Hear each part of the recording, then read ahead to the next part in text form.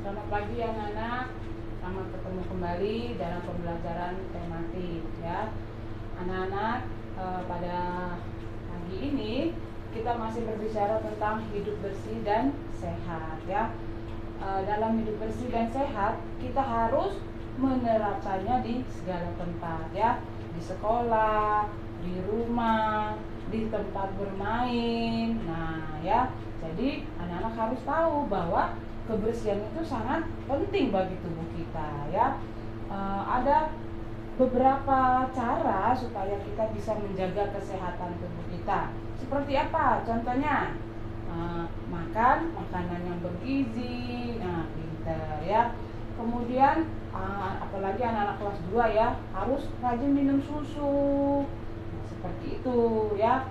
Kemudian apalagi harus tidur siang. Nah, itu adalah istirahat yang baik untuk anak-anak ya. Nah, jadi kalian harus membiasakan hidup sehat ya. Jangan susah diatur sama mama sama papa. Supaya apa? Supaya tubuh kita selalu dalam kondisi sehat ya. Oke. Nah, anak-anak pagi ini sehat semua kan? Oke, puji Tuhan.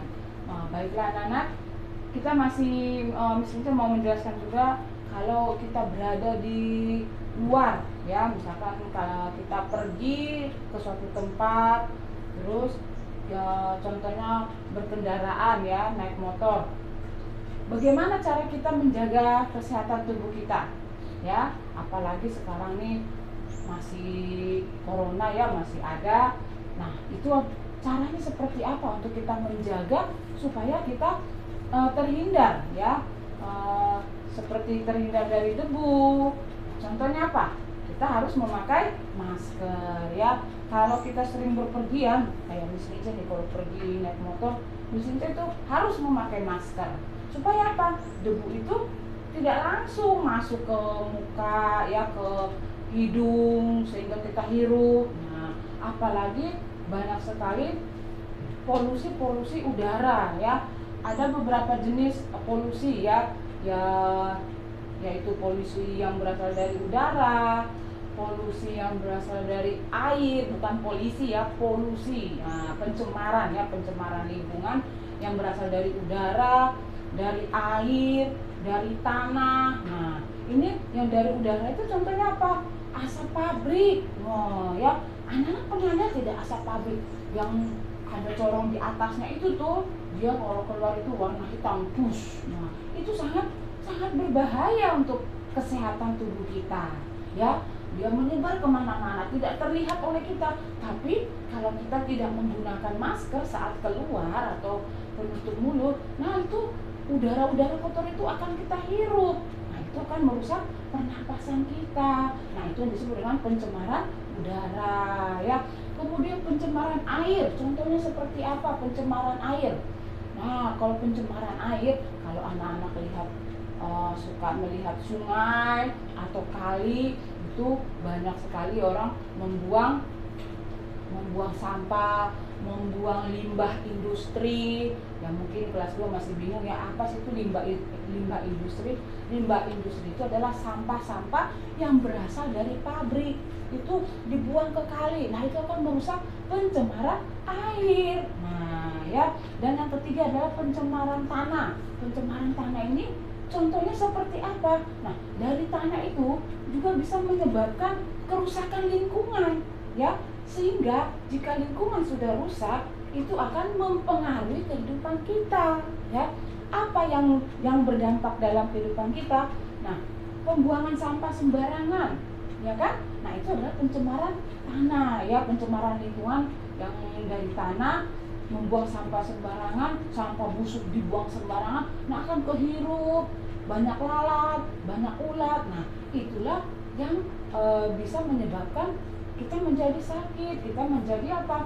Kena virus. Nah, oleh sebab itu, kalau anak-anak habis bermain, apalagi anak-anak kurang paham lingkungan itu bersih atau tidak, dibiasakan mencuci tangan ya, supaya kita terhindar dari kuman, kita terhindar dari virus ya.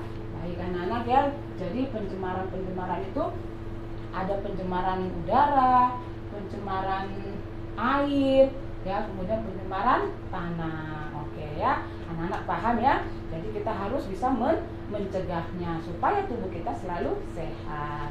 Oke anak-anak sekalian, nah, kita setiap hari selalu belajar. Sekarang kita belajar tentang bangun. Kita sudah belajar bangun datar, ya. Miss akan membahas tentang bangun ruang. Ini berbeda ya, berbeda dari penjelasan yang kemarin ya. Perhatikan sini anak-anak ya. Dalam bangun ruang yang akan Miss bahas di sini yaitu bangun ruang balok ya, dan kubus. Oke, perhatikan baik-baik ya. Bangun ruang balok dan bangun ruang kubus ya. Nih, di tangan Miss Lince nih, ini bukan hadiah, bukan ya. Ini adalah contoh. Ini contoh bangun ruang balok ya. Kalau yang disebut dengan balok itu berbeda dengan kubus. Enak ya. Kalau kubus semua sisinya sama ya. Nah, kita lihat dulu balok di sini. Anak-anak fokus dulu ke balok. Kalau anak-anak sudah paham balok, nanti kalian akan paham tentang kubus ya. Dalam bangun ruang balok, di sini ada unsur-unsurnya ya. Perhatikan di sini. Dalam bangun ruang balok ada unsur-unsurnya, yaitu yang disebut sisi ya. Kemudian yang disebut rusuk, kemudian yang disebut dengan titik sudut ya. Oke, ada sisi, ada rusuk, ada titik sudut. Nah ya, seperti apa itu sisinya? Perhatikan. Ini contohnya nih ya. Ini adalah balok. Oke, ini ke sini.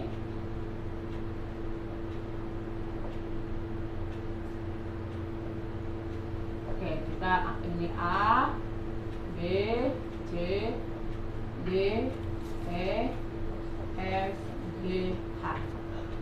Ini dia balok ya. Anak-anak, dalam bangun ruang balok yang disebut dengan sisi, nih perhatikan. Ini adalah sisi. Sisi, ini sisinya ya, ini sisi. Jadi ini nih ya, sisi depan dengan sisi belakang ya. Sisi yang atas dengan sisi yang bawah. Kemudian sisi yang kanan dengan sisi yang kiri. Nah, inilah yang disebut dengan sisi dalam bangun ruang ya. Berbeda dengan yang kemarin ya, dengan bangun datar itu berbeda ya. Jadi perhatikan di sini, dalam bangun ruang balok tadi sudah jelaskan mana yang disebut dengan sisi. Sisi ini adalah nih yang di depan dengan yang di belakang pasangannya. Atas dengan bawah, kanan dengan kiri ya. Nah, jadi kalau kita perhatikan, misalkan ini kan sisi yang depan nih, yang A, B, C, D ya. Jadi dalam sisinya ini apa saja sisinya? A, B, C, D. Lihat dalam penulisannya harus huruf besar. Nah, kita lihat dari sisi depannya, ya kan? Kemudian apalagi? E, F, G, H. E, F, G, H. Nah, ya. Setelah sisi depan, kemudian sisi belakang, ya. Sekarang kita lihat sisi atasnya, ya. Sisi atasnya itu yang mana? Sisi atasnya. Nah, terserah anak mau yang atas boleh, tapi dia harus yang ini dulu biar beraturan kita menulisnya, biar anak-anak tidak bingung ya. Kemudian kita lihat dulu yang kita baca lagi, A, B, F, E. A, B, F, E. Ini bawah, kemudian ke yang atas ya. D, C, G, H. Nah, inilah yang disebut sisi dalam bangun ruang ya. Ada lagi nggak? Ada. Yang kanan ini belum kita sebutkan sisinya. Apa saja? A, E, H, D, A, E, H, D, dan B, F, G, C ya. B, F, G, C. Nah, inilah dia yang disebut dengan sisi ya. Paham anak-anak ya? Sisi dalam bangun ruang balok. Oke ya. Nah, sekarang kita ke rusuk. Rusuk dalam balok ini, rusuk itu apa? Nah, ini A, B. Nah, ini dia nih rusuk A, B.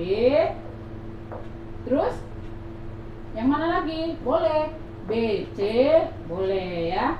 B, C, C, D, C, D, A, D atau D, A, boleh ya. Nah, setelah ini kita mau sebutkan yang mana lagi, itu terserah anak. Yang penting jangan D ke G, enggak, itu adalah disebut titik sudut ya. Jadi rusuknya AB sudah, BC sudah, CD sudah, AD. Kemudian AE boleh nggak Miss? Boleh. AE, EF, FG boleh seperti itu ya.